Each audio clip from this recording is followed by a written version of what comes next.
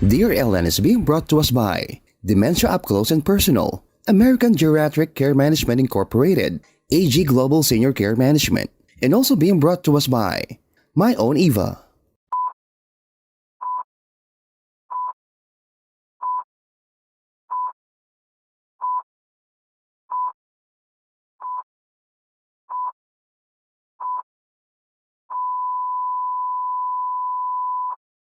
So, welcome po ulit in the Dear Ellen podcast.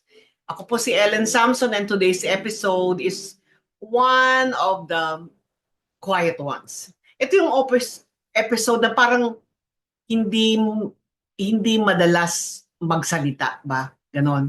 Yung para sa tahimik at hirap ng mga caregivers na bihirang maintindihan. Let me start by reading a message from our caregiver. Okay? Okay. Sandali lang po. Okay. Ito po yung nawawala po yung aking sulat. Let's talk about something new. Ito po yung sinasabi na yung kalungkutan, yung grief in slow motion. Um, they call it yung ambiguous loss. Yung you're still grieving for someone who's still alive. Like, when someone told me, as if she's gone, but she's still there. Parang you start to mourn the disappearing of the pieces. The memory, the smile, the spark, it's slowly going away. So you are actually not alone. And if ever you felt like you were saying goodbye in pieces in a very long time, totoo po yun. That happened to me.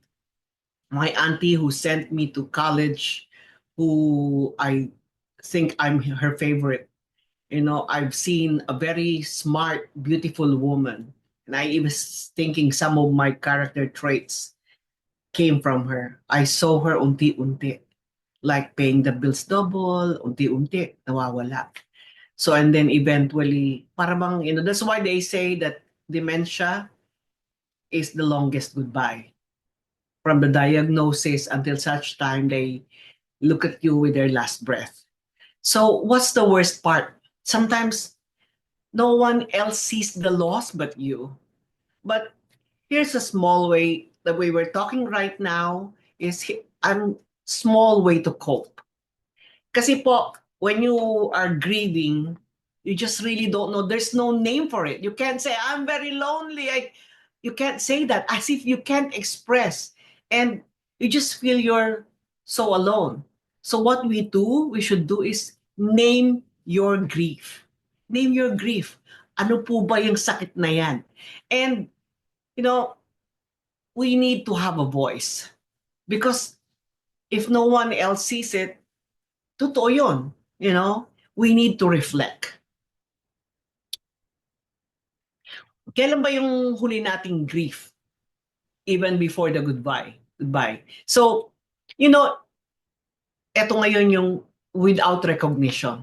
Mga pag-uusapan natin dyan of, nga, the pain of not being remembered. Yun yung mga real stories natin about the pain of being remembered. Tulad nung a spouse, yung sipin mo isang araw na lang di kanya nakilala.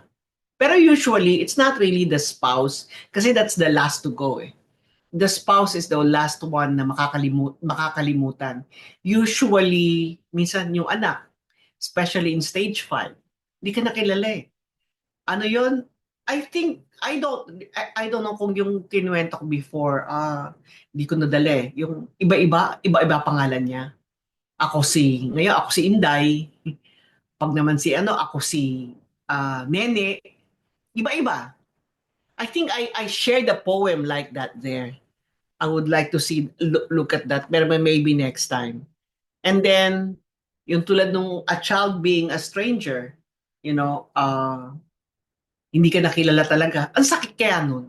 Eh yung sa tita ko that I was mentioning, one day she told me, during Mother's Day pa, oh, you're so nice to me. Wait mo sa akin. And then, sino ka?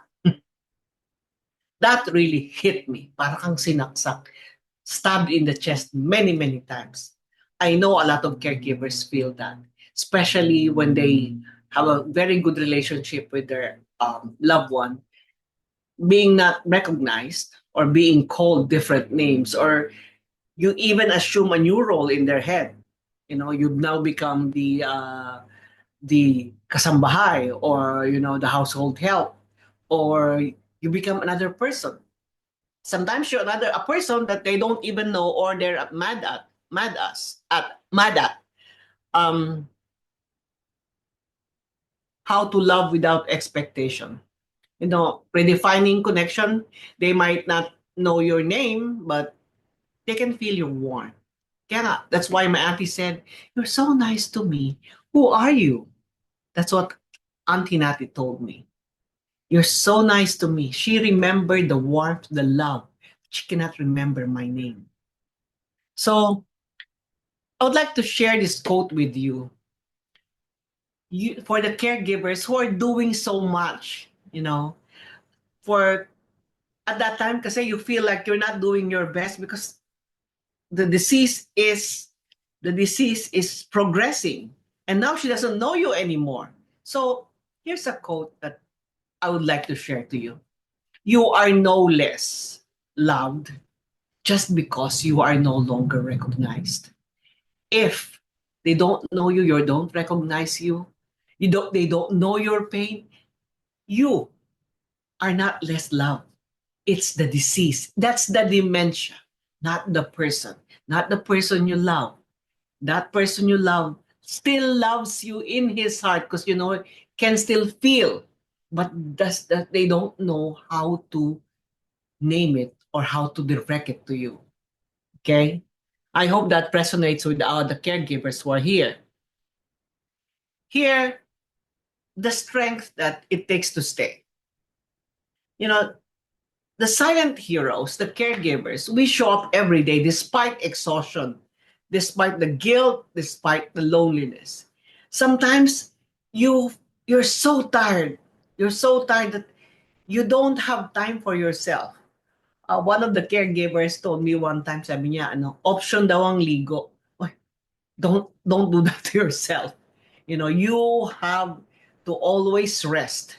When you think it's like you can't do it anymore, rest, breathe, small things, and you don't feel guilty for doing something that would really alleviate you. During the time, during my auntie's, that was the COVID time, and we can't go out. We feel guilty. Me and my sister, we do online shopping a lot. And that's how we coped it. Then there were times like we bought two because we like the same thing. We were looking for an outlet. My sister Lou and I, we're looking for an outlet. What can we do in order to release that tension? To release that, you can't go out. So, and then what did we do? We would like binge watch Netflix, because at that time we're doing caregiving. We're doing caregiving. We tried to console ourselves that we can do this. But wag kayong mag-guilty kung may ginagawa kayo for yourself. Don't do that. If you really wanted to bigyan ng consuelo di bobo yung sarili niyo, or to be happy just to relieve that tension, nung araw pa nga, nagpapapasahe pa kami. We spend a fortune para lang pag pumunta yung meron man lang magmasahe. Sometimes caregivers go out, have a manicure, do it. Just ask somebody to wait. Even isang oras lang, even just an hour. Or sometimes I have this friend an old friend who told me the best thing to do, especially when you're so stressed out, is tumanga. I love that. I would love that. Yung ibang nakaupo ka sa silya, nakatingin ka sa wala, nagkukuyakoy ka lang. Masarap minsan yung tumanga, yung huminga, tumanga, parang wala kang isipin. Actually, that helps. That helps. Well, that worked with me. Up to this time, with all the things going on in my life, minsan, ini-illusion ko pa rin, pwede bang tumanga kahit isang minuto lang? Because when you feel that, you are actually concentrating any energy that goes back to you. So minsan, pwedeng patawarin, pwedeng tumanga. And then, strength isn't loud, you know. It's actually, it's in staying in the hardest moment. So, tayo minsan, akala natin mahina tayo dahil, hindi natin nagagawa lahat. Minsan, hindi nare-recognize. Talk about, sometimes kasi, wala dapat, ang pinag-uusapan dito, yung lakas mo, not on that part, not on one failure, but actually, bakit andyan ka pa? The strength that you stayed, despite all of the challenges na nandyan. So, we hope that, if you get a compassion fatigue, mapagod ka ng, huwag sa sarili mo. Don't do that. And please survive that if you're doing that. And okay, again, I mentioned to you, micro rest, yung small nap, small nap, o kaya support groups, kung meron ka, just like in the family caregiver support group, or some of those minsan, I don't mind you sending me a PM. My mom is this. Hindi ako nakakasagot, but at the back of my mind, nararamdaman ko. And there are times sumasagot talaga ako na, huminga ka, put down the phone, try to breathe. Or kung gusto mo, meron ba diyang malayo-layo, magtitil ka muna sandali. Just like the reset. Try to reset yourself. Or sometimes naman, just look at the blank wall and try to think na wala. You have to reset yourself. Reset yourself. Tapos may mga support groups. Mga support groups na pwede kang doon mag-vent. Minsan kasi meron ngayon anonymous posting. You can do that. You can do that. So, meron ako yung Caregiver Support Philippines, nakikita ko, and I'm a member of that. I answer. At the same time, I appreciate those people who reach out for support. It means you have the strength to seek for support. Meron pa rin energy na titira para kasi you have to accept, kailangan mo ng tulong. Kailangan mo ng tulong. Okay? Tsaka alam mo, dapat kailangan ka natutulong. So, you are not weak for being tired. You are strong for staying anyway. Yun yung quote ko para sa inyo. Okay. So, I'd like to encourage our listeners there that yung mga no one told me moments, no? I-download nyo i-download nyo yung mga videos ko. Panoorin nyo po yung mga videos para makita ninyo. Paulit-ulit lang yon. Yung mga natutuwa naman ako, salamat sa mga followers na and listeners and yung mga dumadaan lang, nagko-quote na thank you. Thank you also. And may bayad yung thank you. Ipagsabihin nyo yung naririnig nyo from me. Whatever you see. See, nakita nyo, wala pa akong sponsorship. Kasi hindi ko maasikaso. Kasi content lang muna kinukuha ko.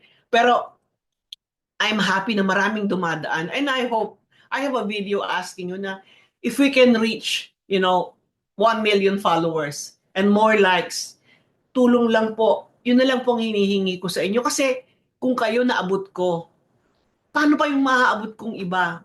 And you guys are going to help in this cause. Yan lang po ang hinihingi ko at this time. I just hope that this will continue as long as you got the support. Please follow, like, and share what you're learning from the page. Okay. Dementia, ito yung sinasabi ko. Dementia will break your heart in slow motion, but your love will hold it together one day at a time. Okay? Thank you. Ngayon, let's go to another part. Ito yung question. Ito na pala yung hinahanap kong question. Dear Ellen, almost every hour, tinatanong ako ni Papa, anong oras ang dinner? Kung sasagutin ko, maya-maya tatanungin niya, anong oras ang dinner? Minsan, Ellen, minsan parang test na ng pasensya. Pero gusto ko siyang unawain. Bakit ganito? Ano ba pwede kong gawin para hindi maubos ang loob ko? Ay, naiintindihan kita. Sino ba tong sumagot na to? From Ana ng Quezon City. Okay? Anna, una-una, I hear you. And I want to say this loud and clear. It's not about your patients. It's about their brain is what their brain is going through. Yun ang dahilan why they keep on repeating the same thing over and over again. Kapag may dementia, nagkakaroon ng short-term memory loss and communication breakdown. So yung tanong na paulit-ulit, hindi dahil sa pasaway sila. Usually, hindi nila maalala, tinanong na nila ito. And then, minsan, it's not really that, the answer they're after. It's not the answer that they're after. They're actually looking for comfort. Yung tanong nila is actually saying, I feel confused. Reassure me, connect with me. Kasi minsan, we're so pissed that they keep on repeating themselves. So try to, it's same thing. But actually, because the brain is already messed up, instead of saying gutom na ako or I'm hungry already, they're saying what time is dinner. Maybe they're not saying that the hour of the dinner, but what they're saying to you is they're hungry. Why are they talking about dinner? Okay? Okay. So there's some key takeaways na I would like to tell you guys. Repetition is a symptom. It's not a choice. It's a part of the brain glitch. There's a glitch. So when they ask again and again, it's not about being difficult. It's their way of saying, help me calm down, or help me to address what I'm feeling right now. Just like when I said, why are they asking for dinner? Maybe because they're hungry, but they can't say they're hungry, so they're asking for dinner even though it's breakfast. Okay? And then avoid reacting with frustration. Don't say, I already told you that. Maybe mas okay if you say, oh, dinner is later. I'm also excited. Or dinner natin mamaya, excited ako. The tone matters tone matters more than your content. So like assuring. But the problem is sometimes when people do not know, they just like, oh gosh, I already told you that later tonight. The more you show frustration, the more that they would feel the discomfort. So the more that they're going to say the same thing. Okay? And then my suggestion also is you have to use the reassurance board, Write common answers like dinner, 6 o'clock. You have a whiteboard. Sometimes you're kind of already stressed out. So like, or like, you could always say here and with a smile. But like, the way you react actually mirrors how you feel, and it's being absorbed by them. So there's also what you call an echo technique. You want to know what dinner is? It's at 6, Papa. So you know already that they're going to ask the same question again. So you're like, do you know what time dinner is? It's at 6, Papa. So it's actually the echoing right away on the first few questions. Well, funny there is like, yeah, you answered that already. And that would be like smile on your face because they felt already assured. So they felt already assured. So they will not do it over and over again.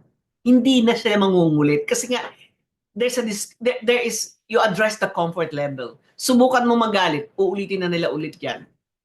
Okay, and at the same time, you would make them feel the discomfort more. So they will keep on doing that and asking from you the comfort. But when you smile, maybe that would say they would make them feel assured, not because they wanna repeat deliberately. And maybe sometimes another technique, turn it into a game. Guess mo, what time's the end of the day? 5 or 6? What do you think? Then smile and answer gently. And you sometimes give them the answer. Give them an answer. Oh, excited na ako sa dinner, mamaya I'm excited. It addresses the discomfort.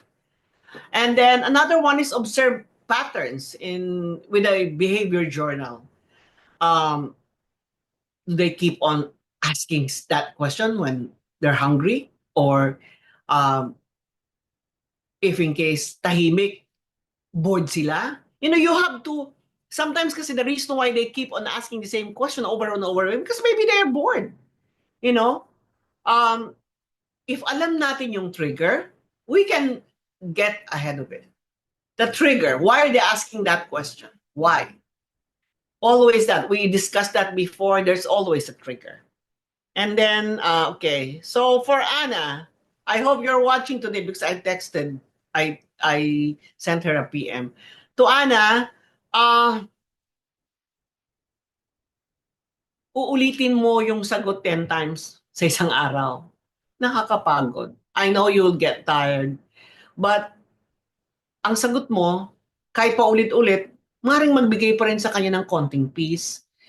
Sa gitna ng gulo or confusion na nararamdaman niya sa loob, sometimes the kindest thing is that we can give is understanding.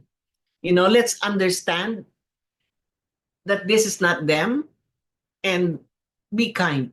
Be kind. There's some techniques that I mentioned to you. I hope that you can practice that. But if in case you really want to breathe, just turn around and deep breaths with a smile, because you don't want to transfer that stress to your loved one or to your alaga. Okay?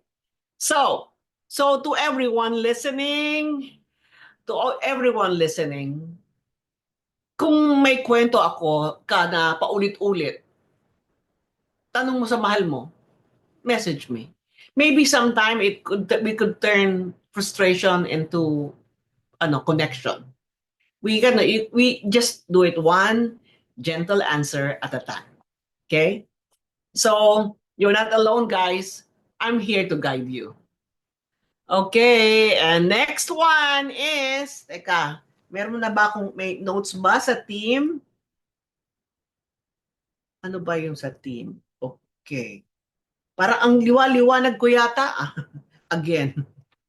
Okay.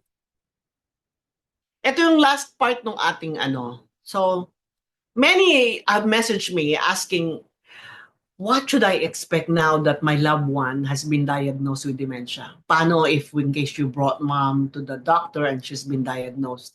I do this a lot. Like being a geriatric care manager and a certified family dynamics coach. It's always the question when what do we do now? What's the roadmap? That's a beautiful, brave question that a lot of, that allows us to ponder. And it also shows that we want to prepare not just mentally, but emotionally. I would add financially also. So, let's talk about ano yung mga changes na mangyayari. Ano yung mga changes na makugaan natin? Number one, change. Whether it's a memory or attention or understanding language or making decisions, dementia always brings shifts on how a person thinks. That's how they are now processed. It's different now. Compared to your mom before that, she's very rational. It will now change. It will now change. So you expect that. And then, yes, it will actually evolve. Their current struggles may worsen and new challenges might appear. Prepare for the unpredictability. Be ready to adjust. And acceptance. Acceptance is key. Because a lot of those who are talking to me, they're saying that, they're saying that in denial po ako eh. Sometimes, sabi, my mom is in denial.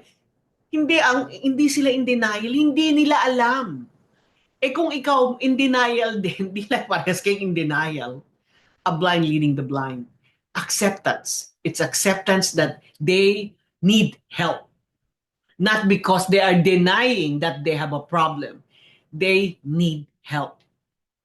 So, there will also be physical changes from walking, coordination, balance, to eating, or even the way they taste food. The body will change too. Is it salty?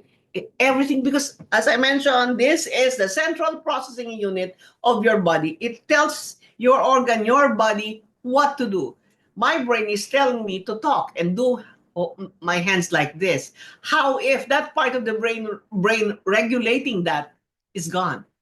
So a lot of things, a lot of surprises, but again, acceptance that they need help. Okay? And then, eto, the impact on you. If there's a diagnosis, the impact is not just on the senior. It will have an impact on you, your family, your relationship, your finances, your job, and your dreams. I cannot remember, but I have this poem that I mentioned to you before. Sabi niya, I can you please retrieve that, Angelica, and send it to our thread? If you're hearing this, that I took care of myself. I think I mentioned that last time. The parents did not take care of themselves. That's why the dreams, in return, the dreams of the kids were affected. You will be impacted, everything. So caregiving is not just about them, it deeply affects you. And there will be love and moments of joy. It's not all, it's not all um, melancholic or sad. There will be love. It will test your love. It will test your patience. It will test, and then there will be moments of joy. At the same time, I hope that you could also should bring faith into the picture, because sometimes when all else fails, siya na lang yun, you know. There will also be stress, frustration, confusion, and loneliness. But that doesn't mean you're failing, guys. It means you are human. Tao lang kayo. So what's important? What's important is you need to understand that you have limits as a human, but that doesn't mean that you are a failure. For health system frustration, may mga, kasi I don't know, but here in the globally, from the insurance issues to appointment delays, lack of untrained dementia professionals, expect red tape. Na bakit ganito? Bakit ganyan? But sometimes navigating the very complex world of dementia care feels harder than caregiving itself. Tell me about it. Makikipag-away ka sa insurance. Here, we are having issues that they will say, oh, it's not covered. And the same way, maybe in the Philippine setting, is that there's not much support from the government. Because it's like there's not much awareness about dementia and how it affects not just the senior, but the whole unit, the basic cell unit of society, which is the family. It's not just, when there's dementia, it's not just one person who's affected, it's a family. And how many families are actually affected? Now, when you say different families, how many communities? And even, there's a dementia diagnosis. Sino affected? Even your job. You can't even perform because at night you're awake because mom is always getting out of bed and you don't know what's going on. And then she says, she talks in her sleep. You will be sleep deprived, and of course the worry. How can you work? That's actually sad. So sometimes navigating his system will drive you nuts, but advocate when you can and rest when you must. Relationship shifts. Your relationship with your loved ones will change, from the spouse, from child, to whoever is the decision maker. I just told you that. The connection with friends and family may shift too. Mawawalan ka ng life, social life. Kahit si Facebook, hindi mo na asikaso. Because you will be very, very busy. And this will affect you. Some of your friends will disappear. Others will surprise you how much they want to show up and help you. You'll grieve who's gone, yun, parang hindi na nila ako kinakausap, hindi na nila ako ganito, ganyan. Wala na lang siya, pagkausap namin siya, puro na lang daing, ganito, ganyan. Yeah, it will happen. It will happen. But workshops like this can help you cope up with that. Another bonus insight is your relationship with yourself will also change. You will discover your strength, your clarity, your boundaries you never knew you had.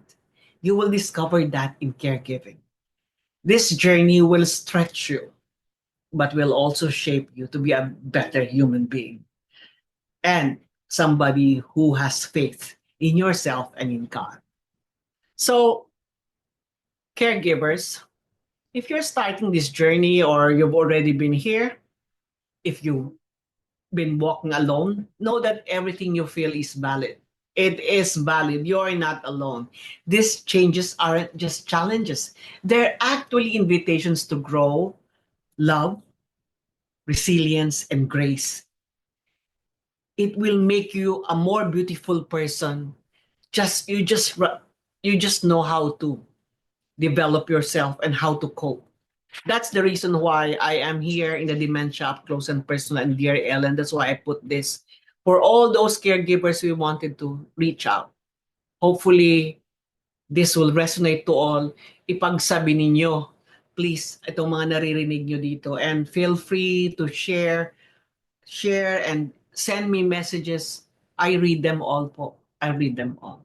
So, hopefully, and now we can go to the questions. Yung kaya kong, ano, okay. Ito, for Nanette. Nanette, I am diagnosed last year with vascular dementia. Sometimes feel so hurt. The reactions ng family ko every time paulit-ulit ang kwento ko sa kanila. Sa isip ko, paano na lang ang reactions nila kung mag full-blown dementia na ako. Write down everything. Nanette, usap tayo one-on-one, papayuhan kita on the roadmap. Tulungan kita on how to do it. At the same time, write down the journal. What are the things? Or how you could say to them, sobra na kayo or how to communicate with them in a way that you won't feel na pabigat ka sa kanila or what. And maybe I could help you in the family dynamic. So, Nanette, thank you for watching and you're here. And then si Jazz Jaisel, thank you din, nandito kayo. And then, dementia, meron siyang, I'm a caregiver, sobrang tapang niya po. Ano pwedeng gawin? Tanungin mo, Marge, bakit tumatapang? Bakit siya tumatapang? Anong dahilan ng kanyang tapang? Alam mo, gawin mo para good shot ka. Lahat ng sabihin niya, oo, huwag mong kokontrahin. Pag sinabi niyang siya si Wonder Woman, oo, talaga. Tell me about it, ipakwento. Ayunan mo lang ng ayunan. As long as hindi siya magpapakamatay at she won't hurt herself, ayunan mo, ayunan. Babait sa'yo yan. And then, sino pa ba to? May mga questions pang iba. Aba, hindi ko nakikita. Nasaan ba, Maggie? Okay. Si Marie, okay. Ito, question. Okay. Oh, ito, question from Lori Gibb, Amor. Minsan din nga po may nakikita siya, wala naman, just like may ahas daw doon. Sagot ko naman, patingin nga po, yun pala kahoy na nakatayo, tapos ulitin niya uli ahas, ulitin na lang ang sagot. Kasi normal yan, my dear. Pero okay ka dyan, yung hallucination nila. Kasi nga naman mukha kahit naman normal ka tingin mo, no? Because of because of the yung tingin niya mukhang ahas. So pag sabi niya ahas, ay, ahas yan, lumayo tayo. Parang hindi niya na. Kasi maybe sinasabi niya yung ahas, it's because natatakot siya. So what you do, matakot ka din, sabihin mo, ay, umalis na tayo dito. Para sa ganun, matapos na yung kwento, umalis na tayo dito sa ahas. Yung ahas niya, ala ko, no? Ayunan mo yung takot niya. Kasi right now, kung sinasabi mo, paulit-ulit, ahas yan, ganito, ganyan yan, ahas yan. But you hindi mo nga siya sinasagot, but validate the discomfort. Sabihin mo, i-mirror mo kayo, sabihin mo, umalis kaya tayo dito, gumawa, divert the attention, and sabihin mo na natatakot ka din. So that she will stop. Kasi you already addressed whatever is bothering her. Yan. Tapos, sino pa tong isa? Si Emmy Lou. Miss Ellen, gaano po ba itatagal ang buhay ng patient from time of diagnosis? Depende yan kung may mga underlying other medical conditions. Kung yan ay may sakit sa puso, kung yan ay may high blood pressure, kapag hindi masyadong nabibigyan ng atensyon yung mga ibang mga medical diagnosis, madadali. But usually, depende rin sa dementia, pero usually, sabi nila 8 to 10 years. Depende yan eh. Depende yan. Pero meron din yung mga iba kasi unless malalaman natin kung na-diagnose siya, stage 5 na. Oh, di ba? So, may stage 1 hanggang stage 7 yan eh. Paano kung na-diagnose 5? Ilang taon na lang. Pag 1, it lasts for pag 1 walang diagnose. Walang diagnose. Number 2 na siguro hanggang 10, usually 8 to 10 years. Pero minsan kasi nadadiagnose at the end na. At the end na ng malapit na. Okay? Eto. Si Shira. Okay? O ito lang pala. Okay, maiksi lang mga questions natin ngayon. O ito meron pa. Si from Glenna Becerra. Glenna, andiyan ka pa ba? Okay. Yung alaga ko po palabing magsasabing uuwi daw kami sa bahay niya. Bakit daw nasa condo siya nakatira? Pero ang totoo, nasa bahay niya kami. So gawin mo na lang, talaga, ipakwento mo, bahay mo. Ano ba meron doon sa bahay mo? Ano yung hinahanap niya doon sa bahay niya? Ba't niya kinukwento yun? Bahay, that doesn't mean that it's the total bahay. Bahay means comfort. Comfort. It means that she's seeking for comfort. And then try to check, where is it? Ano bang comfort ang hinahanap niya? Ipakwento mo. Ask her. Sabihin mo sa kanya, hindi ko alam pangalan niya, no? O sabihin natin, Mary, what is it about your house? What do you miss about your house? So that she will say to you, tapos doon makikita mo pag sinabi niya. Say for example, sabihin niya, kasi I like the bed in my house. I like the bed in my house. It's so soft. It's beautiful. It's blah, blah, blah. So, ang gawin mo na lang, yung sinasabi niyang, baka naman matigas yung bed. There are triggers. House is comfort that she's looking for. And it's up to you to take a look in the conversation. Ipakwento mo. Para sa ganun, alam mo kung bakit. And try to check that trigger. What times ba niya sinasabi yung bahay niya after what conversation? So I call that mag-ala James Bond ka. Assignment mo yan. And then send me a feedback. Okay? Ito na nga ba yung tanong ko? Okay. Okay. Mukhang okay na tayo. So, overtime na nga tayo eh. So, sa mga nandito po, salamat. Salamat sa tulong ninyo and I hope I would like to appeal to you again to please help us propagate or I would like to help you to ask you to please help us na i-propagate ang dementia awareness. Kasi maraming pamilya, kung pwede lang, sabi ko kung mayaman lang ako, talagang hanggang ultimong Timbuktu. Malaman because dementia is a universal problem among seniors and families. Lalong-lalo na sa mahal nating Pilipinas. Kaya again, pakiusap. Hopefully, bago yung mga members of your government, sana kausapin nyo sila. Anong maitutulong ninyo?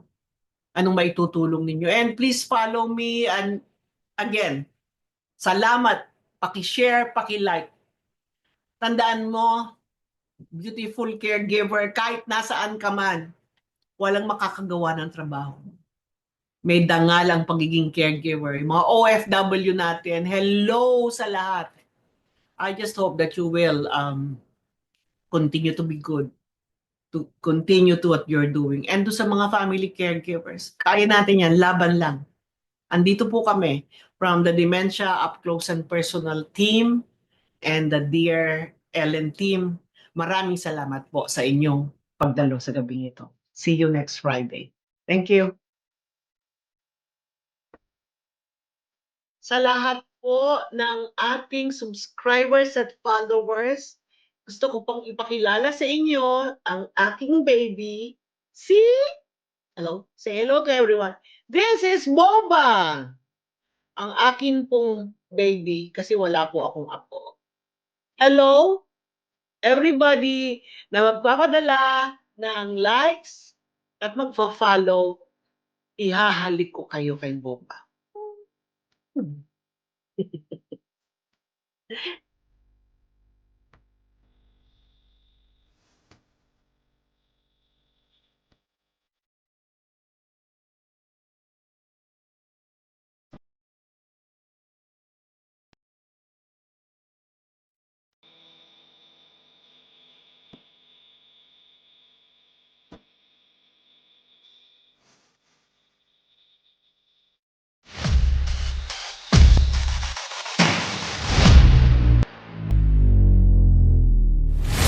Dear Ellen is being brought to us by Dementia Up Close and Personal, American Geriatric Care Management Incorporated, AG Global Senior Care Management, and also being brought to us by My Own Eva.